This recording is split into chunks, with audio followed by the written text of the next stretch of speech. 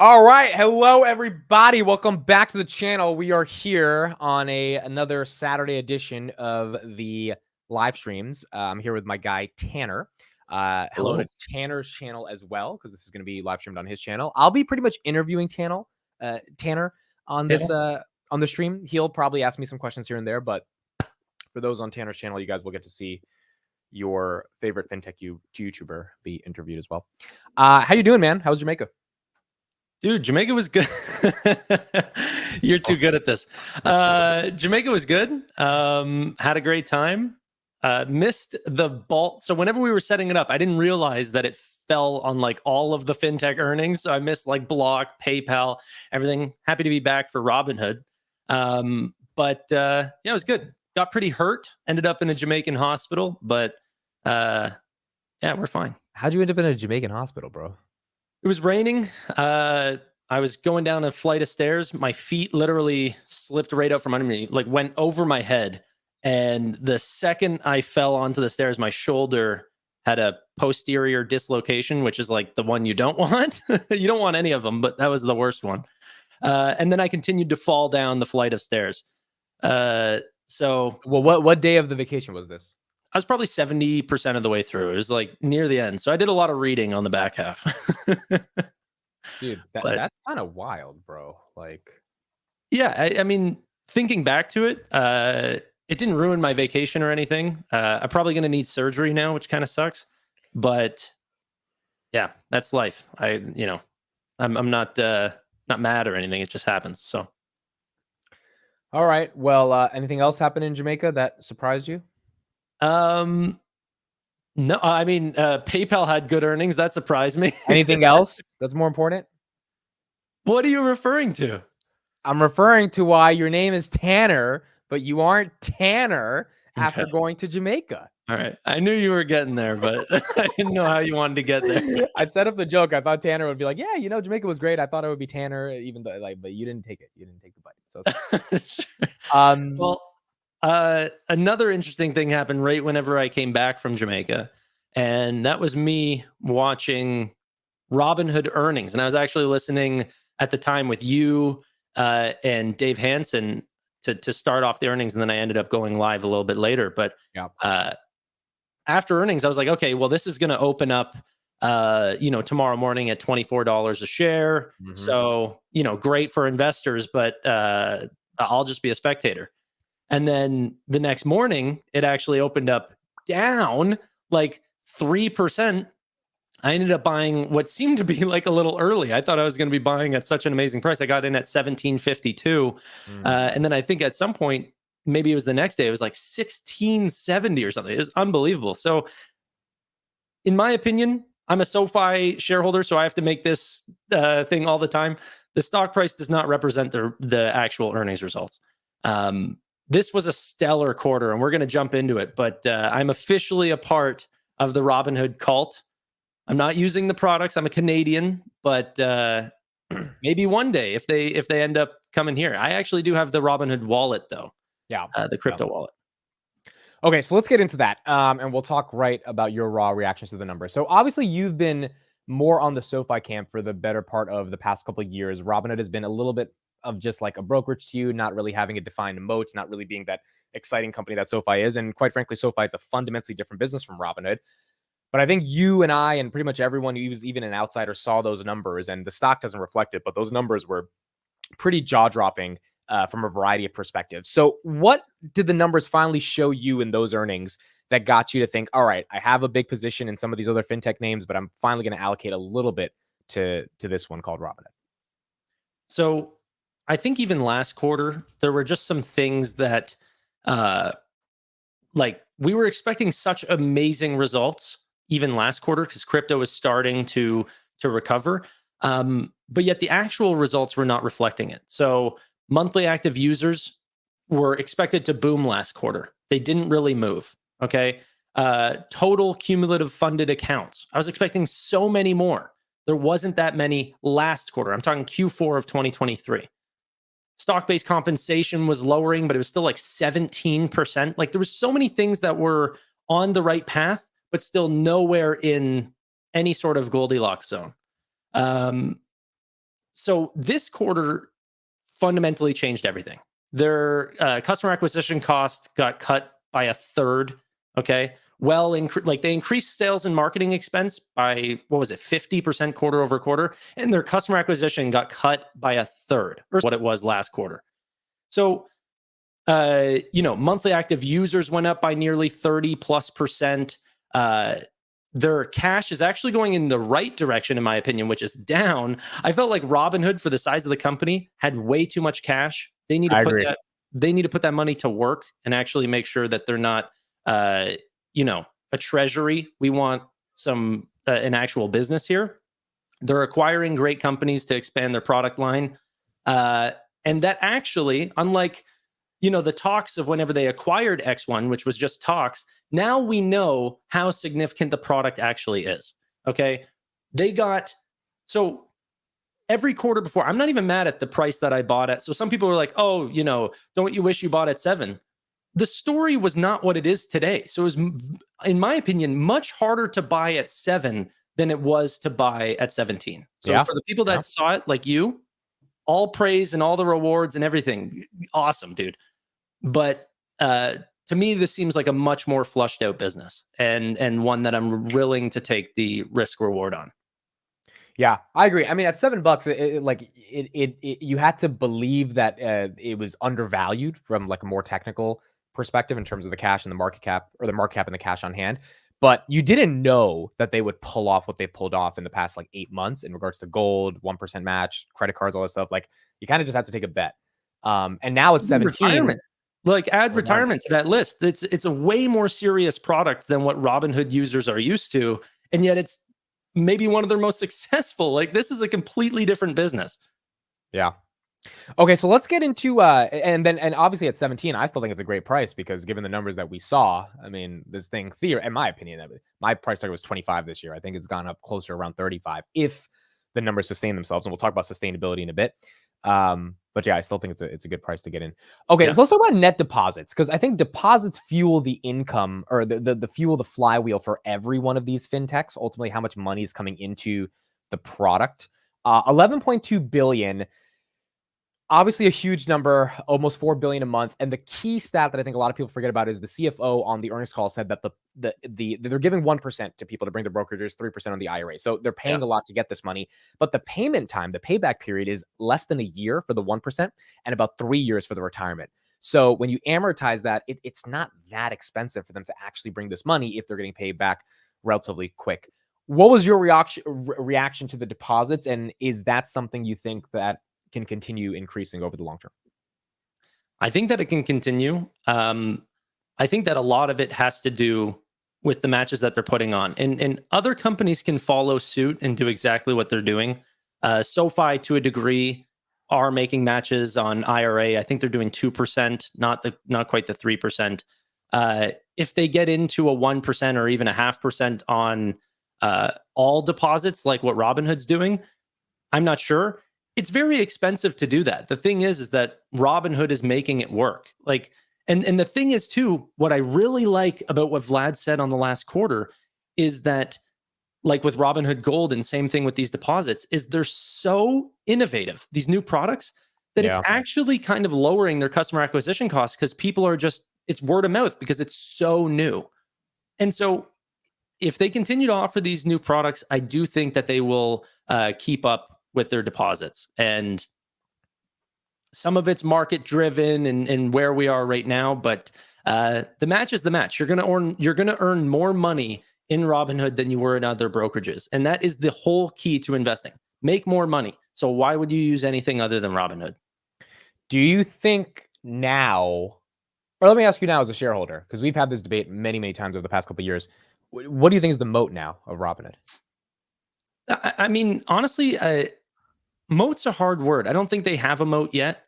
I think that what investors, or at least what I'm sticking to, is this is not a one-trick pony. Like, this isn't just Robinhood benefiting because they rethought of free commissions and payment for order flow. This is constant innovation, right? And if you can continue to do that and have an engineering team that continues to kind of be ahead of the rest of everyone else, that is, I don't know. It's something that you can expect going forward every time that they try to launch new products. So you just had a conversation with Vlad. They're really excited about their web product. Yeah. Whenever he was really excited about credit cards, I was like, okay, I'll see. But I've seen a lot. I've seen pretty much everything that it has to come with credit cards, and that was completely different.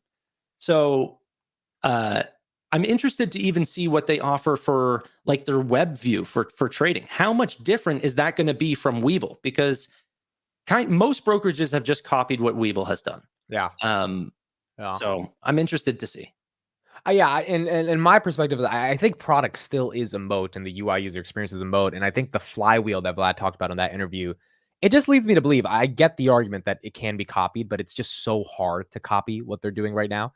And getting people to put $4 billion a month into the platform is like, it's just not easy, you know? And so from that perspective, I think the product does dictate a bit of what the reason is to invest in Robinhood at the end of the day. And I think it's easier to buy Robinhood, in my opinion, than it is to buy something like Coinbase. Like, sure, you are buying a pretty leveraged position on crypto. If you're buying something like Coinbase, if you want an equity, but you're betting on crypto increasing, like for the people that think, Bitcoin is going to $1 million a coin, Coinbase is going to be an excellent purchase. But that being said, with Robinhood, it wasn't that their earnings got led by crypto. Crypto was an amazing, amazing quarter, but options improved, equities improved, crypto improved on their net interest side. Margin interest improved. Securities lending, their credit cards are just getting started. It was just a slam dunk across the board. And even on their operating expenses, they did extremely well. The only things that went up were things that they said were going to go up, like sales and marketing. So, and that's what we want to go up. That is when Robinhood was at its best, is in growth mode, not in tightening the belt, right? Right. And stock-based comp went down to 10% of revenues. It was 26% of revenues last year. Huge. So it took away a lot of those bad parts of the business, in my opinion. In I would say, well, this isn't a single quarter. It's you can call them an overnight success or whatever, but they've been really reshaping their company for the last 2 years or so. But this quarter is definitely making me realize that when it's time to re-ramp on growth, that they're absolutely there to do so. Let's talk about crypto. So you just talked about Coinbase and crypto. So these are the crypto notional trading volumes. That March month, I did not expect that, dude. So January, February was about 6 billion. And even you, I remember when we were talking about their February numbers, you even said you thought they should be bigger. Like you thought the crypto volume should be way better. And I actually agreed with you. I was like, it is kind of weird that it's been so kind of silent on the, I mean, look, it's a big increase from a year ago, but it's not aggressive growth. 23.6 billion is 300% month over month. Yeah. Pretty big. When I asked Vlad about this, he just product and their spreads are thin and they've done better with communication. Their March month was 41% of Coinbase's entire consumer crypto notional trading volumes. Do you think that this can continue? And is it a risk to the business if Bitcoin stays flat over the next 3 months? I mean, it's not a risk. I just don't think that I would put it in a guide. And I think that that's why Coinbase and Robinhood and all these companies have such a hard time guiding. So in terms of their volume, can they keep it up? Probably not. If the actual coins are not increasing, then that means retail is not going to follow. Yeah. I think that in terms of their market share, I haven't looked into it too much of where they are versus Robinhood, versus Coinbase and these sorts of things. It's something that I'll have to dive into, but I'm pretty young in Robinhood still. So I think that it's more the way that I'm looking at it. They have a good hand on crypto. I think the Wells notice is sort of... I was going to ask, what do you think about that? Are you scared of that? Or no, I think it's just a red herring. I think that they have been some of the most conservative. Like me, the biggest crypto that I hold is Solana. Friggin' Robinhood goes, hey, we know it's absolutely popular. We don't even want to hold it because we don't want that pressure from the SEC. Yep. Right? Yep. So how can you be in that position, be as conservative as you are, be very, very choosy, even though you have such a massive retail degen audience, and still try to catch a Wells notice here, and I don't think it follows. I don't think any enforcement follows. Yeah, I thought the Wells notice was bullshit. And I honestly, we were treading towards $19 a couple days before earnings. That Wells notice comes out, this thing tanks. And I think it actually hurt the momentum of the business. I think Meet Kevin did also a really good recap where the market's just afraid of the SEC Wells notice. And that's actually kind of cool to me because Coinbase was $33 in February when they got sued in 2023. 7 months later, they're at 46. So relatively little movement. And then in 1 month, they go from 46 to 150.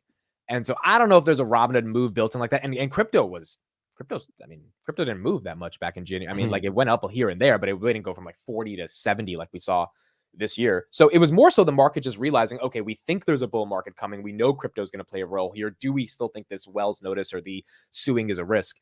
And if they feel like that's going to happen for Robinhood, given Bitcoin might start inching back up to 70, 80, 90K, then I don't think they're going to care about the Wells notice too much. And it's not the biggest risk. It definitely could have impacted the stock price in the short term. I wasn't a shareholder before, so I could care less. Yeah.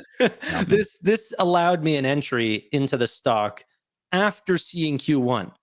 And the exciting thing is, in my opinion, guys, we've seen a third of their guidance for Q2. Yep. Okay.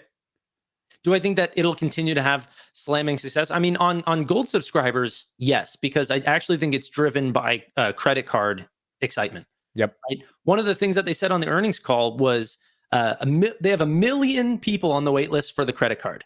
It's exclusive to gold members, and only half of those less than half of those people are signed up to be gold.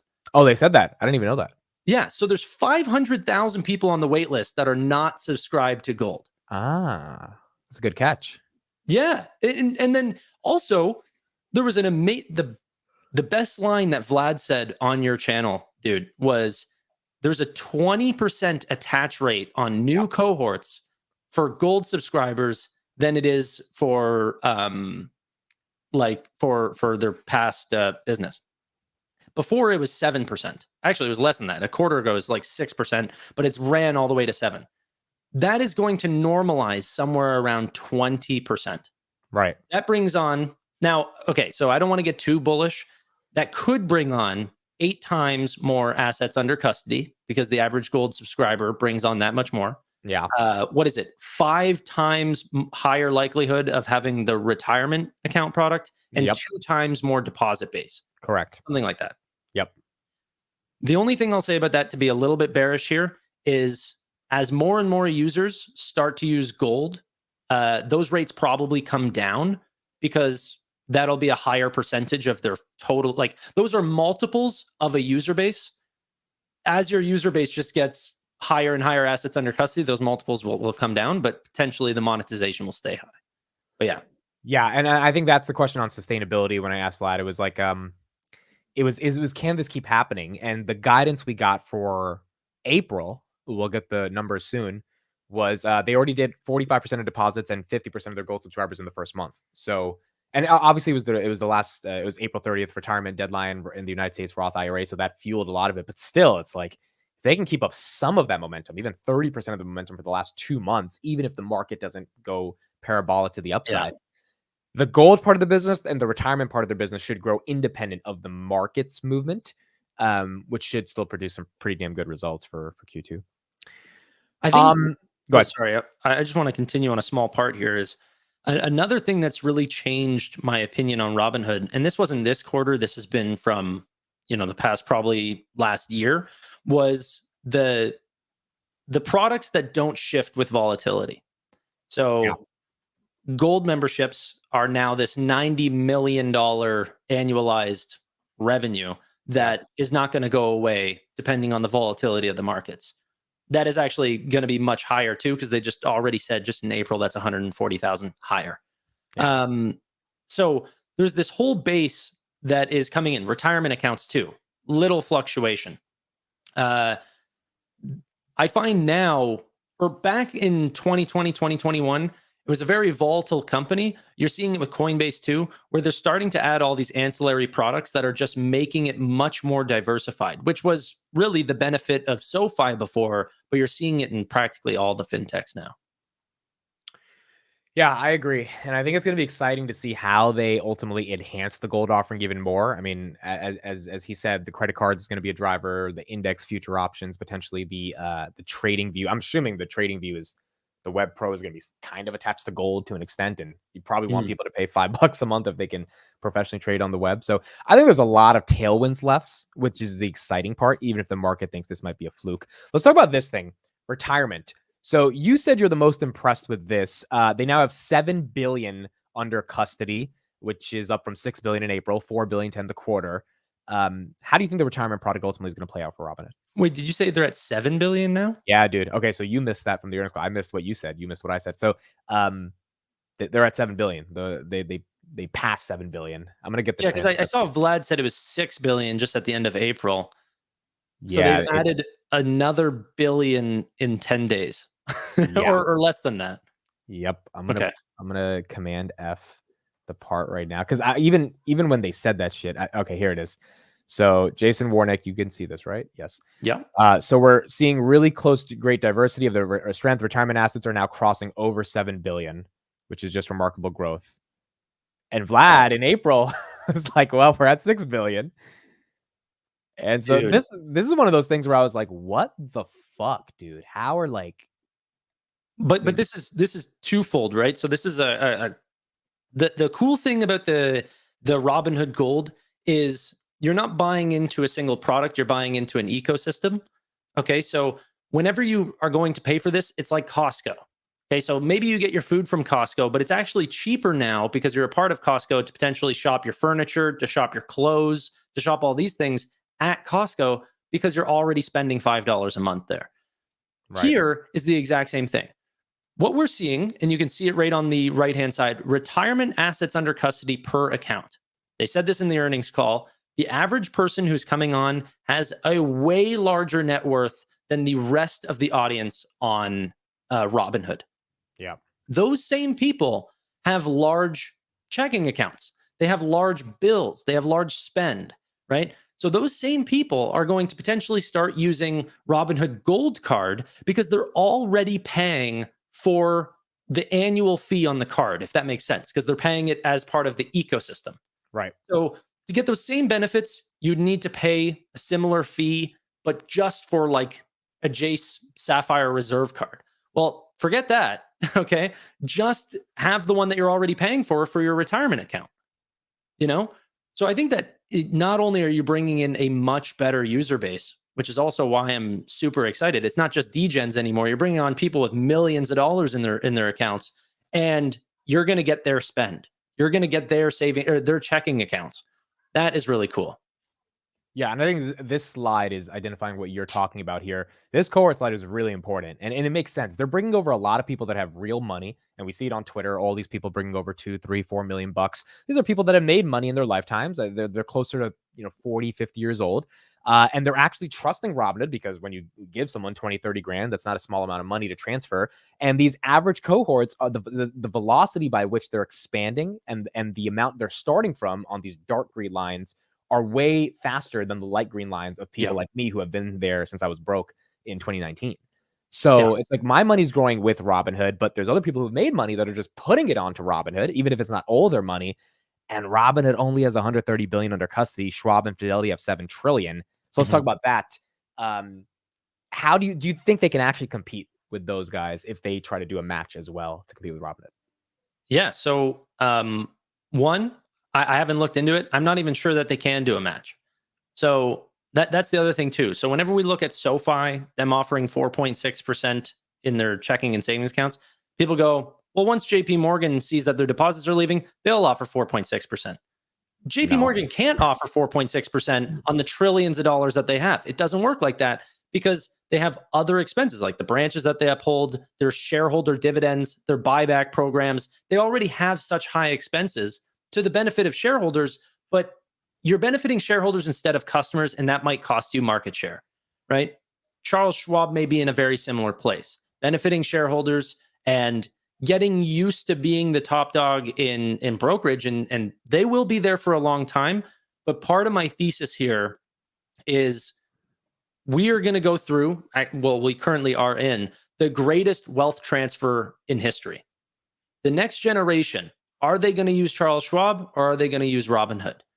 And from the amount of downloads on Robinhood that you can see, especially whenever markets are starting to heat up and FOMO comes back into the retail audience, it goes to Robinhood, So, yeah, I think that they benefit from potentially the longest historical tailwind, which is wealth transfer.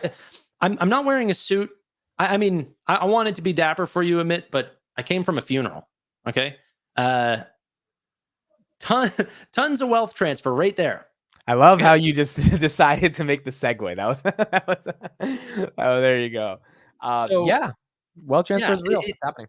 It's slowly happening. People get old, people die, and Robinhood is a beneficiary. Yeah, man. And like people like me that I tried to make a Schwab account, dude, I was just like, what the fuck is this? Arnie's at my house over the weekend. He showed me this IBKR interactive broker shit. Dude, I legitimately like wanted to throw up. I was like, I don't get how you guys use this. Like, I don't get it. So once you're used to a product experience, it's really hard to kind of go back on something that's not as good. Do you think they can, in the context of I think of Robinhood as almost like a call option on the market. If the market tanks this year, do you kind of think the thesis is broken in the short term for this year? Like if the S&P goes back to 4,700, or how do you think this plays out? I mean, I'm honestly the wrong person to ask. I try not to pay attention to the short-term fluctuation. Like they're a brokerage. They're at the whim of the markets. If the markets get pulled back, they're going to get their shit kicked out of them. I mean, it's not going to be a great place for them. But I think that you've seen Robinhood through a very hard time of 2022 and 2023. And I think that as a shareholder, I'm more worried about, okay, if markets stay stagnant or decreasing, can they survive? And we've seen that already happen. And in the face of like extreme retail scrutiny because they closed the buy button. Right. And they're still alive and stronger than ever and put out a quarter of record revenue, record adjusted EBITDA margins, and net income or EPS. Yeah. So to answer your question, I can't really answer your question. I'm not sure. I don't know how they act if during a slow market. It's not going to be good, but I don't think that is the question that should be asked. I think that it should be who will they be better in markets whenever they're increasing? And the answer is yes. And will there be more bull markets? Absolutely. Right. Okay, so we'll end it off here for like the last 10 minutes on just some SoFi talk. Obviously, you've been into you've been in I was about to say Germany, Jamaica, so you got to enjoy your vacation, even though SoFi earnings weren't the best from a stock perspective. Actually, the earnings themselves were not bad at all. Let's start with this question: what were your raw reactions to SoFi earnings? Do you think the market is being stupid right now? Yeah, I mean, I don't think that the results represent what's happening in the stock. I'm not like people think that I'm defending the stock during bad times. Like people are now calling me like the bear of SoFi. I mean, if there are things to point out, that's good. That's good. You're being super objective here. That's good. Yeah, if there are things to point out that do not seem right to me, man, I'm the first person to call it out. But overall, the stock is a better place than it was any year prior, even whenever the shares were higher, even whenever the market cap was higher, whatever. So, no, I think it was a fine quarter, but it wasn't a slam dunk across the board, even though they did a triple beat. I mean, yeah, things can always be better. Unless you're Robinhood, then I literally don't know if it could have been better. Do you have any concern over the fact that SoFi did $3 billion in deposits in 90 days and Robinhood's doing 11 billion? Like, is that just they're different businesses and we have to kind of think of them differently? Or is it like SoFi has a problem with getting people to put money into their app? I think it's more, deposits per customer. Like we still have to remember Robinhood has 24 million funded customers, all of which are deposit accounts or brokerages versus SoFi is, not even 10 million deposit accounts. So I think it's just a size factor. SoFi took away their crypto thing, not on purpose, but they actually got told to close it down as being part of a bank. Part of this actually with Robinhood getting this Wells notice is I'm people say that about Roy too. I don't know if that's funny though. You guys are both Alex Chris. Dude, fucking PayPal. Fuck PayPal. That was a good. We'll talk about that in a second. That was a great quarter. Fucking PayPal. All right, go ahead. That was such a good quarter. Yeah, dude, I have to bring up all my spreadsheets. I only have my Robinhood one out. People don't know how much of a numbers nerd. If I was a stock, I was in DC. I was watching your recap after the earnings. After I had done my live stream, I was like, all right, what the fuck does Tanner have to say about this? So I clicked on your shit, and you were just like, these numbers look good, guys. And I was like, I think he's getting more bullish about it. And then you pulled the trigger. No, I think it was a slam dunk quarter. And it's the guide that made me impressed as well. The margins. So that's the thing too, is we don't know the credit card. Sorry, we're going back to Robinhood. I know we were stepping away for a sec, but I just wasn't expecting that if you can continue to put out such high fees, 3% IRA match, 1% for all deposits, such a high credit card that you can continue to expand margins the way that they have.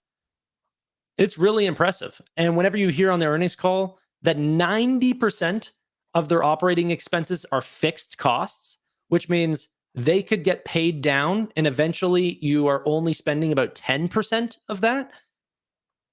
The margin has so much more to go. And the only reason why it might stay 90+% is the fact that Vlad Tenev is focused on market share growth and not necessarily shareholder return, right? Yeah.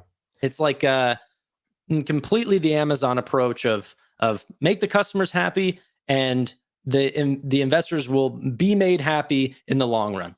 Yeah, and I also think it comes down to, he said this on the call, product science and data analytics. He was stressing that they have a really like specialized team to try to figure out, is this working? Is this 1% actually paying off? Is this 3% paying off? Are we just burning money on this? And from their preliminary research, they're like, dude, this is really working. And they're monitoring like a hawk to make sure, because you're giving away a lot of money. It has to pay off at the end of the day. And I think it just comes back down to product focus. Okay, so on SoFi then. So they had a triple beat. They did very well. Increased guidance. Why do you think the street is still so upset? Is it something about like the B2B part not growing enough to get the Galileo and Technisys stuff in motion, or what is the street thinking about? I mean, I think there's a factor of a lot of things. SoFi, if you look at it as just a bank, as just a lender, they are expensive on a tangible book value basis. Yes. Okay. They're less than $4 on a tangible book value basis. So they have a multiple there. People are paying for the growth, the future, the tech platform, all that stuff. So with great growth companies, you're going to pay a premium. Bank investors don't look at it that way. They don't even, in my opinion, they're not even considering the growth in revenue. So part of the reason why I think that we got hit this quarter, well, one, even if you have the best quarter of all time, the stock can crash. Look at Robinhood. Okay. Yeah. They tripled EPS and they went down. So like the stock moves how it will. Markets are weird, but also they're a lender, and Jay Powell runs SoFi stock. His words are like absolute gravity to SoFi stock. The more dovish that he gets, and markets can potentially think that there's going to be rate cuts coming, then absolutely SoFi stock shoots back up to $11. The problem is, and I was on the Fed Watch tool earlier, you can see how much people are not expecting a rate cut right now, or even really a rate hike. And so SoFi is sort of at the whim of even their own increasing default rates, and that could potentially hurt the stock. So I don't know. I don't want to get too into it, just in terms of the in-depth stuff, but people are worried about defaults. They're a lender, and Robinhood might see that same sort of fear too if credit cards become too big. Do you think the B2B side of the business needs to accelerate for tech investors to come in, or like what? I guess here's the broader question, Tanner. Like on Palantir's Q4 2023 earnings, when the stock was stuck at 16 for the past 8 months, basically, Carp like really made investors believe they would be stupid for not owning Palantir. And then the stock's done well, went to 27, came back down to 20 right now. But what does Noto need to do to like instill that focus into investors. Obviously, tangible book value, it's a little bit overvalued there, but still, people buy stocks that are overvalued. You could argue Palantir at 20 is overvalued. What do you think he can do to get people to buy? Well, I mean, the tech platform would definitely be a large part, but anything that they've said about like Palantir has won amazingly large contracts. SoFi hasn't. They haven't been able to do that yet. So it's still, proof is in the pudding. And right now they're saying, hey, we're a part of a ton of RFPs. Okay. And we're getting down selected into lower and lower rounds. And you know what? This could look very, very promising. But promising is like, people want pen on paper, implementation, and then revenue. And we're not even there yet. So I think the tech platform is just slower than people expected. And the tech platform back in the day, back whenever like IPOE, like the stock, like back in 2020, was growing so fast because there was a new fintech coming out. Like COVID just expanded it. The growth just took off. Okay. Now there's such little new fintech growth. And a lot of the incumbent players like Cash App and Venmo and all of these players already have modern systems figured out. Yeah. So now it's all about converting the old banks and old credit unions and stuff like this, but those processes take a freaking long time, and we're only really in those conversations since they acquired Technisys, which only happened very recently. So Yeah, I agree. I agree with all your thoughts. I still don't think it should be at $6.80, and I mean, neither do I. I think that people get really beat up about whether this stock like makes a move in these 3 months or the next 3 months. And it's all too short of a timeline, in my opinion. This is why I don't really play with options, is that I think that, I just try to have a longer outlook on things. Warren Buffett holds a crap ton of stocks for a very long time. And then people say, hey, why don't we replicate you, the greatest investor, to get similar results? He said, well, people don't want to get rich slowly. Well, here I am sitting here in an opportunity that I think is an opportunity, like to get rich slowly.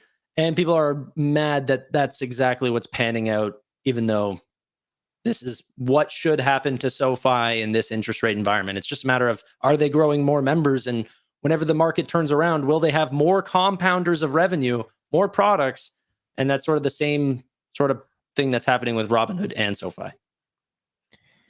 Is there a world, we can end off here, where Robinhood becomes a larger part of your portfolio, not similar to the SoFi sizing, but gets up there if you keep seeing good results?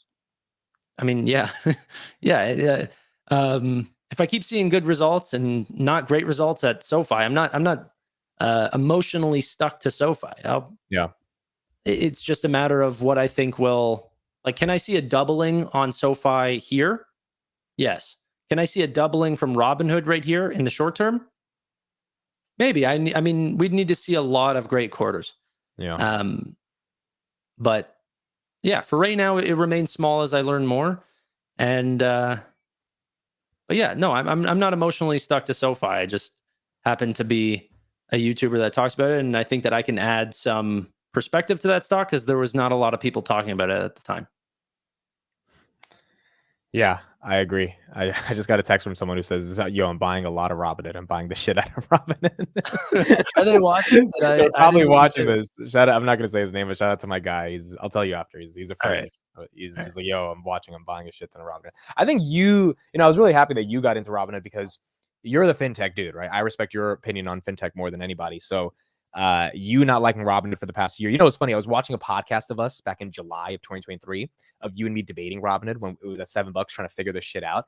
And it's just like we were all trying to figure out what matters when it comes to this company. And a year later, it's like I think both of us agree, along with a lot of other people, that they've done some really good shit. And from a fintech perspective, your analysis on it means a lot to me. So you seeing that it could work, I think, is really, really exciting. My biggest concern is sustainability. And that's why I think the market didn't give them the premium, because they're like, oh, this crypto revenue is going to die out next quarter, which it probably will. Definitely. I don't know if it can get to 126 million again. But the asymmetric opportunity is, look at what they're doing outside of crypto that's growing tremendously already for Q2. And the investors that see that, which the high frequency algorithms are not going to see that, but the investors that see that, we should be rewarded over the long term. So hopefully it goes well. I agree with you just really quick on the idea that we probably won't see 126 million in crypto, but not that we won't see it again. I mean, if the Bitcoin $100,000 price targets, the 150 price targets come in, and this is getting bought up all over, you will see those again. Like, I think the monetization is so crazy with crypto. It could triple from here. It could 5x from here, but it could also just stay extremely stagnant or slow. Yeah. I mean, that is the volatility of crypto. Yeah. Agreed. Dude, this was a lot of fun. This is awesome, bro. Thank you. Appreciate you reached out, and yeah, we got to do it again sometime. Yeah, you me and can Tanner back on the SoFi Weekly sometime, or what? Yes, we I don't know why we didn't do it the week of earnings last time or this time. I was on vacation. Oh, okay, that was the reason. Okay. Yeah. So yeah, let's set it up. Let's get it done like next week or the week after, and Cool, man. let's talk SoFi, dude. And let's keep this going. Yeah, this was fun. We set this up literally an hour ago. I just hit him up and I was like, "Yo, can you do this?" And he was like, "Yeah, let's do it." And so Yeah, both growing on YouTube and both just getting shit done. I just finished a burial, and then this dude was like, "Hey, you want to make a YouTube video?" And I was like, "Man, anything for Amit, I'm there." So I'll just got through the door. I just took my shoes off. So that's why he's in the suit. Yeah. Yeah. All right. I appreciate you, brother. This was awesome. I'll talk to you soon. Thank you, everybody, for joining. Tanner's YouTube and Twitter is in my chat. Well, I'll put it in the chat right now. It's in my description, but it's also in the chat. Please make sure to follow and keep going from there. Do all that stuff. Yeah. Thanks, guys. All right, Appreciate Tanner. it. Talk later. Bye, everyone.